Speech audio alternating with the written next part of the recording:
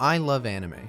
I know that should be pretty obvious, but I feel like it's important to say that I love anime because I didn't always. If I showed you what I was like 10 years ago today, you'd find this dumb kid whose only experience with anime was the Naruto clips his friend showed him in school. All it took was one pirate adventure to get me into this medium, and now 10 years later, a lot has changed. I've changed, you've changed, and anime has changed. Today I want to look back through that change and show you guys what it means to me personally. This art form wasn't always a part of my life, but it has been for almost 10 years, and if there's one thing I've learned over the past decade, it's that anime is awesome.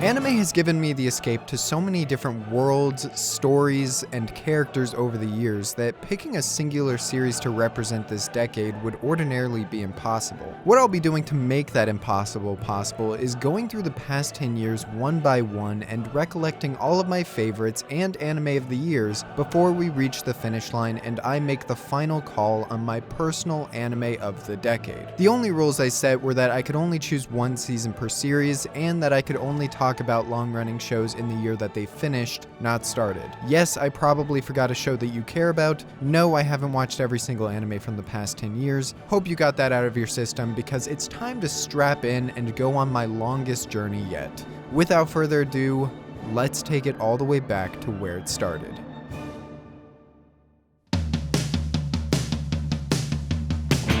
Rewind 10 years ago today, and anime was in a very different place than it is now. I mean, take one look at my anime list and see what genres dominated the community back then. More Magic High School shows, and a hell of a lot more harem and ecchi series. In fact, at a completely unresearched glance, 2010 might have the most prominent amount of ecchi series I've ever seen. It's not like there aren't any of those kinds of shows airing today, but it's just a lot less common, and it's interesting the way the industry has evolved. There is a quaint feeling to looking at 2010 though, because some of these shows are ones that I watched in my earliest days of anime, back when I was a little weeaboo baby who only watched English dubs and had no idea that this is what you call a tsundere. On the topic of ecchi series, High School of the Dead is one of the best in my opinion, and a ridiculously good time if you're looking for something mindless and fun, and was surprisingly well animated for the type of show it is, which just led to more quality if you know what I mean. Angel Beats was another classic from this era that I watched pretty early on, and am completely unashamed to admit had me crying I don't even know how hard during its finale. Other shows from this year like Katanagatari, Shiki, Princess Jellyfish, and even K-On! Second Season are all ones that I actually only watched recently, and only because my Discord server forced me to, so thanks guys, I appreciate you culturing me. However, there are two favorites of mine that began in 2009 and ended in 2010 that I feel belong in this discussion. Bakemonogatari is the first anime in the acclaimed Monogatari series, and it's always baffled me how such an esoteric and flat-out weird show could gain such a mainstream following. But in a way, I guess it encapsulates a lot of the exotic appeal that makes people watch anime in the first place, so fair enough there. This is a beautiful, snappy, well-directed, well-written, supernatural story that has a really touching underlying romance, and I encourage anyone to check it out, even if you were initially turned off by that weirdness. There's only one star of 2010 though, and it's widely considered by many to be the greatest anime series ever created.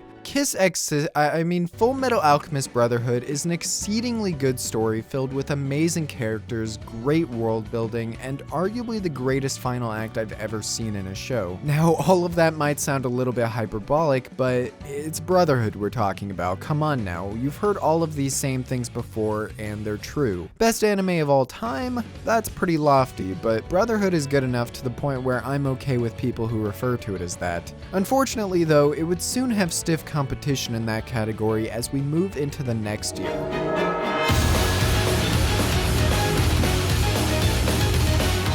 I'm pretty sure I've gone on record multiple times saying that 2011 might be the greatest year in anime we've ever had. And if I haven't gone on record saying that, well, start logging, cause I am now. The sheer number of timeless classics filling this year is enough to overwhelm a man, especially one like me who has to magically conjure up a list of the best anime this decade. And honestly, it's hard to know where to even begin here, since no matter what you end up choosing as your anime of the year, there are multiple other fan bases yelling in your face that you are wrong. Madoka Magica and Steins, for instance, are two such series with their own devoted following that consider them the greatest series ever made, both of which I also enjoy. Madoka is a great subversion of the magical girl genre with plenty of twists and turns and a certain best girl who I happen to have as a profile picture, and Steins is one of the earliest series I remember seeing tackle time travel in a way that was both practical and interesting, and both of them happen to contain large amounts of suffering. Yay! And that's not even counting the other shows from this year that I consider top of the line, like Mawadu Penguin Drum, Wandering Sun, or two other classics that I may or may not be talking about later on, I don't know. However, after looking through all of these great shows, omitting the ones that I will be talking about later, and ignoring the ones that I haven't watched yet, yes, I'm sure Chihaya Furu and Nichijou are great series, I know, but personally, I would throw my hat in the Anohana ring for anime of the year. This show is an immensely cathartic coming-of-age drama focusing on a bunch of teenagers who have drifted apart since childhood and are slowly regrowing their bonds. It's relatable, it's melancholic, it's funny, and yes, it will probably make you cry. 2011 was a great, dare I say, fantastic year for anime, and little did we know that that greatness would only continue.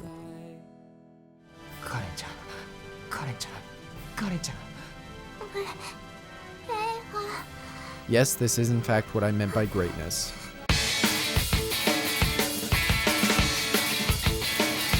Toothbrush memes aside, 2012 was a landmark year for anime, not just in the quality of the shows that were coming out, but also in the staying power some of these series still have today. I mean, we have two of the most influential anime of all time here. JoJo's Bizarre Adventure is the meme series that its fans won't shut up about even 7 years later, but admittedly is a really fun time that you'll find is the root of most modern shonen series. Sword Art Online, on the other hand, is the punching bag of the anime community, but is single-handedly responsible for the fact that we get 4 to 5 new isekai anime every single season, so who really won in the end there? We're only scratching the surface of this year's anime potential though. Kids on the Slope and The Woman Called Fujiko Mine marked the return of two legendary anime directors. Shinsekai Yori gave pseudo-intellectuals everywhere something to analyze, and Symphogear began its long 5-season journey of being mindlessly amazing in every way possible. Along with shows, I would also be remiss not to mention some standout anime films that released this year, like Wolf Children, Evangelion 3.0, or a personal favorite of mine, One Piece Film Z, which in my opinion is one of the best shonen movies ever made and is the standard for making non-canon storytelling still feel important. However, if there was one man that completely made 2012 as great as it was,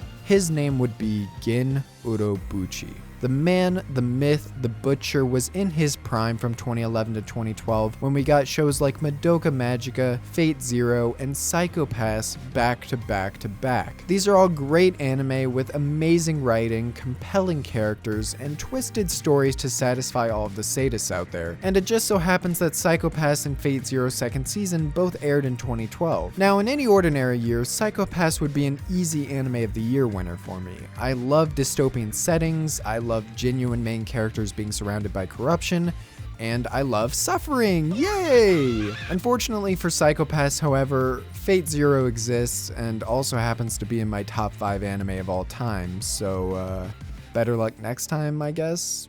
Oh wait.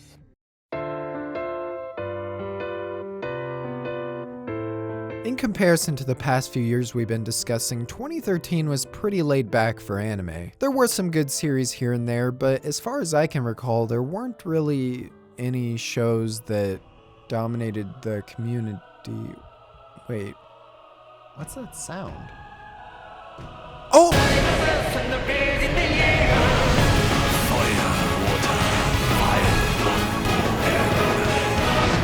All jokes aside, 2013 will forever be remembered as the year Attack on Titan took the community by storm. I don't think I've ever seen a series blow up the way it did, not only in our circle of degenerates, but also in the mainstream public itself. And when talking about this series in the context of the past 10 years of anime, I would argue this might be the definitive series of the 2010s. Whether it be the annoying amount of Gurren no Yumiya memes, the surplus of Levi Aaron fanfics, or the Survey Corps cosplays dominating every convention in my high school costume party, it was hard not to get swept up into the insane amount of popularity that Attack on Titan received at the time. And because of that, I feel like it got a lot of unnecessary flack due to people getting tired of hearing about it. Attack on Titan Season 1 still remains a fantastic series in my opinion, and obviously a lot of people, including myself, think the show has only gotten better, so clearly it's doing something right. Look though, I'm not a complete savage who can only get enjoyment from these crazy action-filled and dramatic blockbusters. On the complete opposite side of that spectrum, another show I love from 2013 is called Non Biyori, one of the most relaxing and serene slice of lives I've ever watched, about a girl who moves from the city into this countryside and ends up making friends and getting into little adventures with all of them. This is one of those kinds of shows that you just pop in when you want to escape from everything and take a breather. I love all of these characters like they were my children, but Non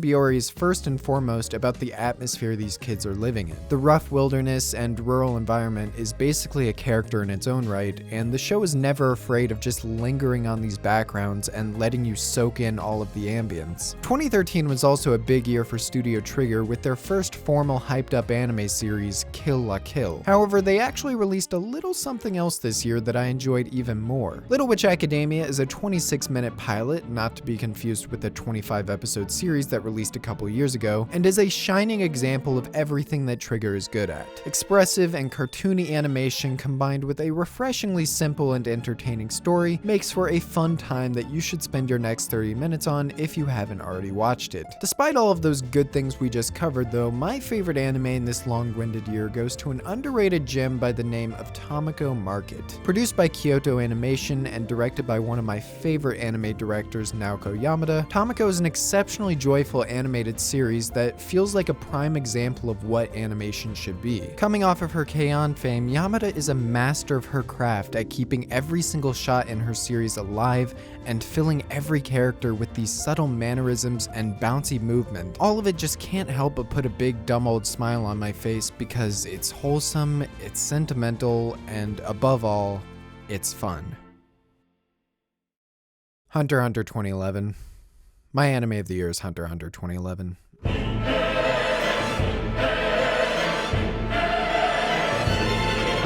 2014 was a big year for shows that I never actually watched, like Noragami, Shirobako, Space Dandy, and No Game No Life, and I'm sure many of you are going to yell at me in the comments for not having seen those shows. That being said, I find it really hard to imagine that anything I could watch from this year would leave a bigger impact on me than Hunter x Hunter 2011 did over its 148 episode run, which happened to end in 2014. Many people have already said most of what can be said about Hunter x Hunter. It's an amazing series that does pretty much everything right in my opinion, and 2014 happened to start with possibly the greatest stretch of 24 episodes I've ever seen in my life when it entered the final third of the legendary Chimera Ant arc. Anyone who was watching the series at the time was losing their mind over this story, and now that 5 years later even more people have watched it, I don't think many people would disagree with me choosing it here as my anime of the year. That being said, get out of here Hunter x Hunter, I flattered you long enough, because there are actually other series this year that I love, particularly in the sports variety. Haikyuu began its soon-to-be 4-season stretch of me crying over volleyball boys, and really personified everything that's right with sports shonen and how to get an audience hyped over something they probably had no connection with beforehand. However, if we were suddenly in a universe where Hunter x Hunter 2011 didn't exist, well, 1, I would be very sad, and 2, my anime of the year would easily go to a series called Ping Pong the Animation. This would normally be where I give my spiel about how this is a niche classic that you probably haven't heard much about, and even though I still think that's relatively true, I feel like it's been getting more attention over the years, and for good reason. Take one look at Ping Pong and you'll immediately understand that this is an unconventional kind of series, and it might actually turn you away from it in the beginning. But the longer you spend with it, watching all of these characters and their interactions in this tightly written drama, you'll realize by the final episode, in the midst of tears, that you just watched one of anime's most beautiful coming-of-age stories and a genius melding of so many different complex characters and themes. Rarely am I blown away so far after finishing an anime, but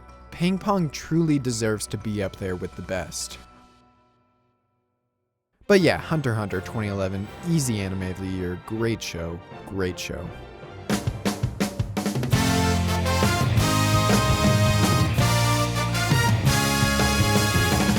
2015 was certainly a year that existed in anime. It had shows with things and characters and stuff. Man, what a year.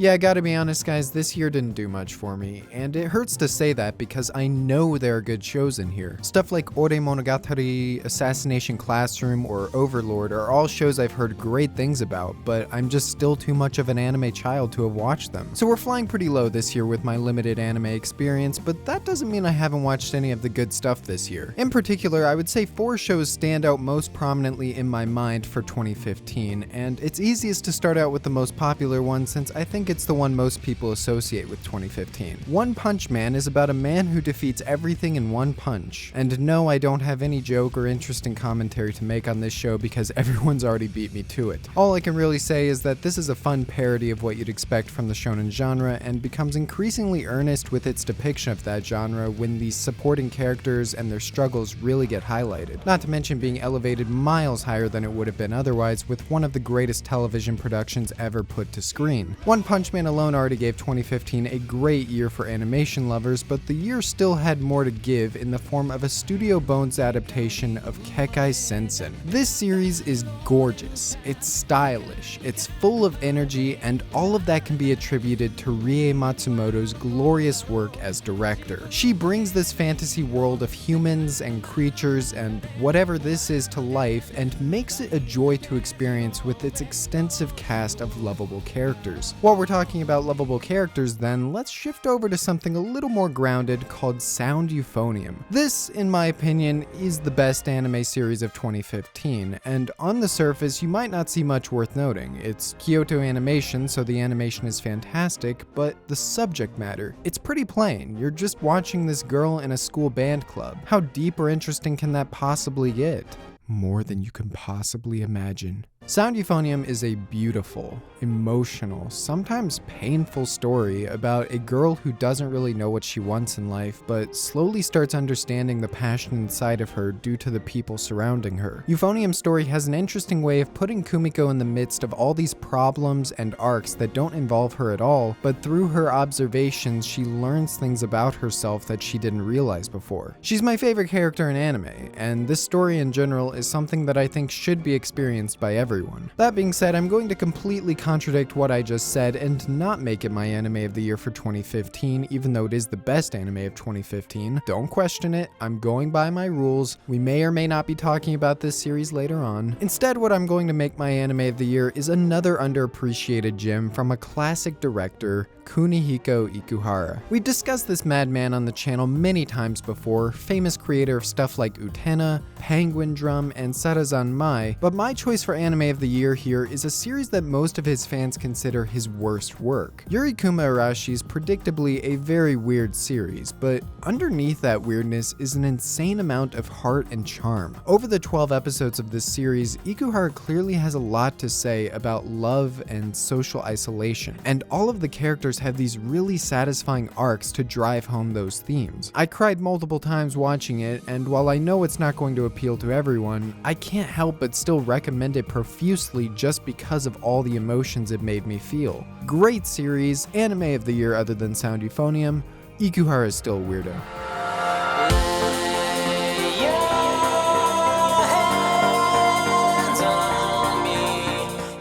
2016, the memories. This year holds a special place in my heart because it was the first time I leveled up as a weeaboo and started realizing, oh, new anime releases per season. Probably should have checked my anime list a long time ago, and thus began my journey of following anime seasonally, well, at least in spirit. Thankfully, this was a perfect year to realize that because 2016 as a whole was greatness and still holds a lot of shows that I love today. Mob Psycho 100 opened everyone's eyes except the Crunchyroll Awards to possibly the best animation we've seen this decade. My Hero Academia had its humble season 1 beginnings back when it was still cool to like it, and Sengatsu no Lion began its 2-season stretch of ripping everyone's hearts out, including mine even though I'm not up to date, and before you say anything, I'll get to it. On top of those, 2016 also happened to have 2 of my favorite anime that nobody else watched. Both aired in the same season on the same day no less, and also happened to be the same financial catastrophe. Flip Flappers? More like Flip Floppers. Keijo? More like your manga is getting axed. I laugh to hide the pain inside. On the bright side, both of these shows are so enjoyable that it's already enough to appreciate that we got them in the first place, but come on guys, why did nobody watch these shows? Oh, probably because they were too busy taking part in this otaku war between the 2 most unanimously popular anime movies to release in the 2010s. Your Name is a supernatural romance that captured everyone's hearts after some kind soul leaked the movie online, and A Silent Voice is a grounded drama that somehow manages to be both depressing and uplifting at the same time. Both of these movies are great, but A Silent Voice is greater in my opinion, and just so happens to be my favorite anime film of all time. One movie that I do think got overlooked in the midst of all this chaos though is called In This Corner of the World, a lovingly crafted story about a woman living during the events of World War II, and one that feels gut-wrenchingly surreal to watch with how accurately they portray that time period. It's very methodical in the way it starts out as a slice of life before moving into that heavier material, and I appreciate the way it's paced in order to really communicate the struggles of this woman's life. Enough of that art house trash though, let's talk about some isekai. 2016 might go down as the best year of isekai we've ever had, and it's all on the shoulders of 3 individual series. Grimgar Ashes and Illusions is a series I actually just finished recently and was surprised by how different it was in contrast to what I expected. Everyone knows that isekai is almost always very stupid, loud, on the nose, and basically just an insult to your intelligence, but Grimgar is about as far from that as you can get. This is a very atmospheric, indulgent series. The characters are soft-spoken. There are stretches of silence or ambience in basically every conversation. It just feels real, and that's what I appreciated about it. On the flip side of that, you have something like Konosuba, an isekai that matches basically all of the stupidity I just mentioned before, but somehow makes it work with bold comedy and expressive animation. At least that's what I assume it's like, because I haven't actually watched it yet. However, my favorite of the 3 has to be the one that defined the entire year. Re:Zero Starting Life in Another World is one of the most popular anime this entire decade, and while it would be incredibly easy for me to join a lot of the contrarians and say that this show sucks because it's so popular, I can't. It's one of my favorites. Re:Zero encapsulates a lot of my fondest memories of 2016 when I was watching the series weekly. I couldn't stop myself from obsessively refreshing Crunchyroll, reading every comment section full of memes and theory crafting, and coming up with speculations of my own for where the story would go that I knew probably wouldn't happen. It's the most fun I've ever had following a show weekly on my own, and I can't wait to see if Season 2 can capture that same magic. Now you must be thinking that with all of the praise I just showered Re:Zero, it has to be my anime of the year, right?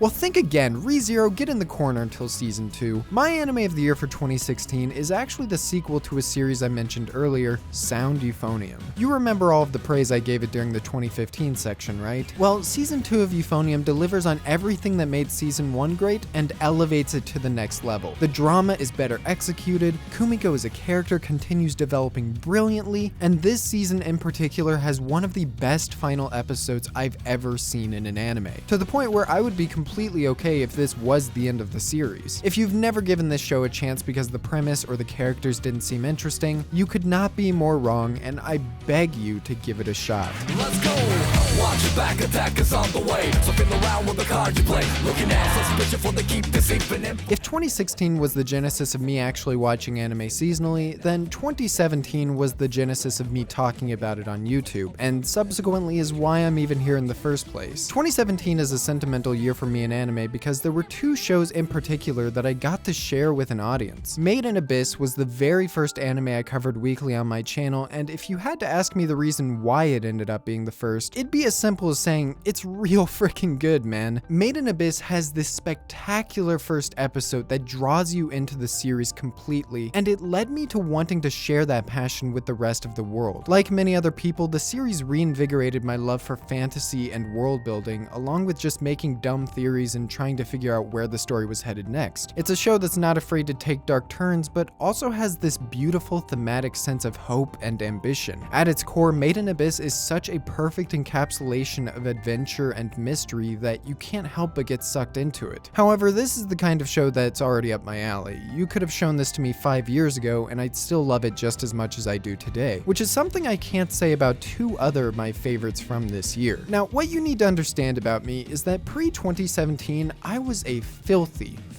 casual who could only really appreciate extremes like drama and action in anime. My brain was hardwired to snore at anything that looked like it was taking its time or didn't have too much conflict to get involved in. At least that's what I thought before I gave two shows in 2017 a chance that changed my perception of these genres. Miss Kobayashi's Dragon Maid is the first slice of life show I really fell in love with and convinced me that sometimes taking your time and just experiencing shenanigans with characters you love is all you really need in a show. It has touching themes of family and bonds, and overall is the kind of show you can watch when you're feeling down and it'll pick you right back up. In that same vein, another show I watched from a genre I don't ordinarily check out is Skigakure, a romance series about two middle schoolers who start dating and have to learn how to balance their lives while also making time for each other. This is one of the sweetest stories I've ever seen, and even though I'm not too experienced in the romance genre even today, I feel pretty confident in saying this stands up there with the best. But come on now, if you know my channel even a little bit, you know what my anime of the year for 2017 was. There's like 15 plus videos on my channel talking about how much I love this series. Land of the Lustrous, or Hoseki no Kuni, was a revelation when it released in 2017, opening everyone's eyes to the fact that, hey, CGI in anime isn't just that berserk meme. It can actually look really, really good. Land of the Lustrous was easily the most gorgeous series of that year, but I think people were too hyper-focused on what it did visually and didn't give it enough credit for its amazing storytelling. We follow the main character, Phosphophy Light, as they go through an existential struggle to find their place in a school of 28 other gyms. Over the course of the story, you watch Phos change as they get closer to that answer and discover other truths about the world that were being hidden from them. It's one of the most gripping character studies I've seen this decade, and honestly, it's a near perfect series. So slap that anime of the year on it, and just everyone pray to the anime gods that Orange will someday make a season 2.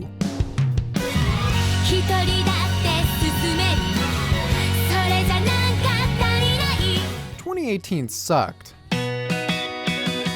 Okay, for real, 2018 was a decent year for anime, but it's one of those things that when I look back in retrospect, I realize I didn't have too many shows that stuck with me in the same way that previous years did. And the ones that did stick with me weren't always for the right reasons. That being said, there were still some underrated shows in here, and on the bright side, everything else being mediocre made the good stuff stand out even more. SSSS.GRIDMAN, for example, is probably my favorite Studio Trigger show and really underrated for some reason. What starts out as this simple tokusatsu throwback eventually evolves into something a lot deeper and more complex about adolescence and growing up. On that same note, another show I loved from this year is Hisone and Masotan, another story about growing up except told from the perspective of characters who are already adults, so pretty relatable, am I right, fellas? This leads to a bunch of hilarious interactions and a surprisingly heartfelt story buried underneath this really weird premise about military-operated dragons. Now, you remember how last year I actually tried embracing genres I don't ordinarily check out, and how it led me to finding some cool shows that I wouldn't have found otherwise? Well, I'm proud to say that's carried over into my life permanently because I found another romance series that I really loved from this year called Bloom Into You. This show really stood out to me because it's a romance romance series that's more so about the concept of romance rather than a tangible relationship itself. It's super unique, has great characters, and I'm still holding out for a season 2. Among the other notable things that happened in 2018, Dragon Ball Super Broly got our community of shut-ins to actually go out to the theater for something, Devilman Crybaby Episode 9 goes on the short list of fictional episodes that have made me so upset that I had to take a break, and Darling in the Franxx gets way too much hate for being such a solid 15-episode series. Despite all of that though, nothing even comes close to what the true anime of the year for 2018 was, and only the real ones who took a trip to Antarctica know what I'm talking about. A Place Further Than the Universe is among the most satisfying and emotional journeys I've taken in an anime. And I know this video has been filled with sweeping statements like this the whole time, but it really is the most emotionally attached I've gotten to a group of characters in years. Watching these girls go on their adventure over its 13-episode run, seeing them all grow closer to each other and learning more about their motivations, I was in tears for basically every single episode of the last third of this series. It's been 2 years since it's released, and yet it's still fresh on my mind, and I can't recommend it enough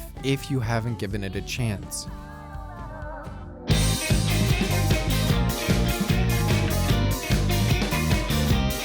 We've reached our last stop, my dudes. This is the year that's freshest on all of our minds, and you know what that means. Recency bias! Recency bias! Take one look at any fan-voted contest or popularity poll, and it'll quickly become apparent that your average person has the memory of a goldfish. Now, this recency bias is already pretty funny when talking about the year in review, but stretch that out to the past 10 years, and it gets downright embarrassing. Now look, I'm not one to tell you that you can't have a show from this year as your anime of the decade, but just try letting your opinion marinate a bit before making huge calls like that. Or don't, because it's just words and who cares. The real point I'm getting to with this preamble is that despite the fact that I make videos about anime, seasonal impressions at that, I don't actually watch many shows as they're airing. In fact, I usually wait a while after shows are finished before I really dive into them. Because of that, I only have a handful of shows from 2019 that I've actually finished, so it's hard to really form a complete opinion about what the best show from this year was, at least from my perspective. If we're talking about the most popular show this year, that's easy. Demon Slayer Kimetsu no Yaiba stole the spotlight in 2019, and once again, it's easy for me to join those darn contrarians and say that Demon Slayer isn't actually that good. You guys are just overhyping it. But I actually really like Yaiba. You can tell a lot of love was poured into this series. The visuals, the music, the pacing, it's all really well done, and even though it's pretty standard shonen, it's well executed and goes in some interesting directions by the final arc, so I'd say it deserves the love it's getting. Sinryu Girl Manaria Friends were two other short series I finished from this year, both incredibly wholesome and both very relaxing to watch. If you're wanting something chill that you can finish in a few hours, I highly recommend both of them.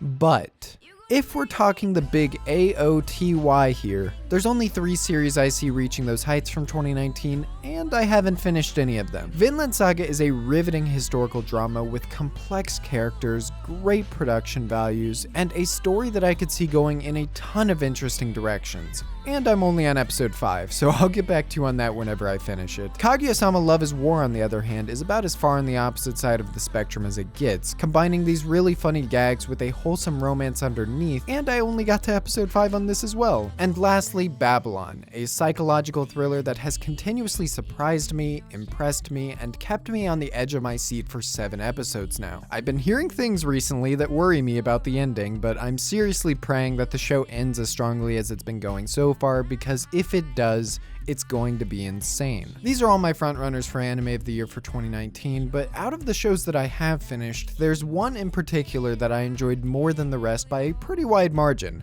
No, it's not Attack on Titan Season 3, no, it's not Mob Psycho 100 Season 2, I've been hearing amazing things about both, I'm sure they're awesome, I haven't finished them either, but the one I personally enjoyed the most is the quintessential quintuplets. What? Okay, let me explain. I'm sure even saying quintuplets was my favorite, or putting it in the same sentence as Attack on Titan or Mob Psycho, just caused a lot of you to question my taste in anime. And believe me, I'm just as surprised as you are. If we're going on the previous theme of branching out into genres I don't ordinarily check out or like, I never expected a harem series to be one of my favorite shows this year. The quintessential quintuplets is a ridiculously wholesome and sweet series that isn't what you'd expect just from hearing the synopsis. This isn't the kind of harem where it's filled with pandering and tropes and insulting the audience. It's a lot more sincere than that. These are actual characters, and it's not even really about a romance or a harem. It's about partnership. It's about them learning to respect each other as student and teacher. Watching the quintuplets grow closer to Futaro isn't satisfying because, oh, he's gonna marry one of them. It's satisfying because they all start to genuinely understand and respect one another, and just watching that development unfold is such a wholesome experience. It's a show that's hard to sell because of the preconceived notions behind it, but if you have an open mind, The Quintessential Quintuplets is a show that I think will brighten your day, and is indeed my favorite series out of the ones I've actually finished from 2019.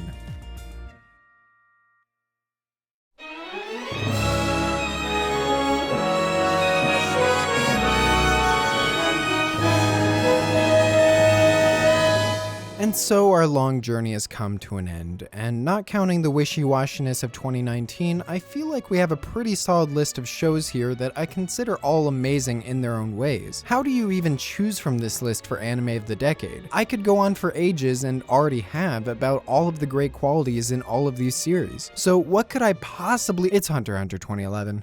One look at my anime list would have spoiled you on that, but Hunter x Hunter 2011 is not only my anime of the decade, but my favorite anime of all time. I know it's not exactly an original choice, but it's the only anime that I feel comfortable rating a 10 out of 10, and even though I went on my spiel about it earlier, I don't think there's a way I could express all of the different aspects I love about this series. It truly does feel like a miracle project. You just don't have a series go on for 148 episodes and nail every single element. That just doesn't happen in anime, and yet they did it. The soundtrack is one of my favorite anime OSTs of all time and is constantly changing over the course of the series to match each arc's mood. The visuals, unbelievably consistent and top-notch for a long-running show that lasted 3 years. The story, Togashi is a legend, and you will find some of the most gripping narrative arcs and character developments in fiction within this series. I can't speak enough praises about Hunter x Hunter, and I really don't have to because everyone already loves it. It's the third ranked series of all time on my anime list. I see it on all of my friends' favorite anime of all time. I don't think many will have a problem with me putting it here. That being said, I do want to give an honorable mention, and I guess the silver and bronze prize, to both Fate Zero and Sound Euphonium. These are two other of my favorite series of all time, and if Hunter x Hunter wasn't just that good, it would have been difficult for me to choose between these two for my anime of the decade. If you haven't seen them yet, I obviously recommend them wholeheartedly and for different reasons. Fate Zero is a universally accessible action drama series with a really dark and interesting story, and Sound Euphonium is an underappreciated character study that has some of the most human personalities that you can find in anime. Both of them are great, anime in general is great, and now I want to hear what you think is great with your personal anime of the decade in the comments below. Feel free to get into detail about why you love whatever series you pick, because I love reading your guys' comments, and while we're reflecting on the decade, let me get a little bit cheesy here and give some love to all of you who have supported my channel and just me as a person over the years. All of the YouTube comments, all of the people who reach out to me on Twitter, all of my friends on Discord. My life has been way more fun than it has any right to be, and it's because I have all of you guys. So thank you, thank you, thank you. Just like I'm sure 2020 and beyond is going to be awesome for anime, I'm also going to try to make it awesome for the channel as well. So finally, thank you again so much for watching, and I hope you have a great new decade.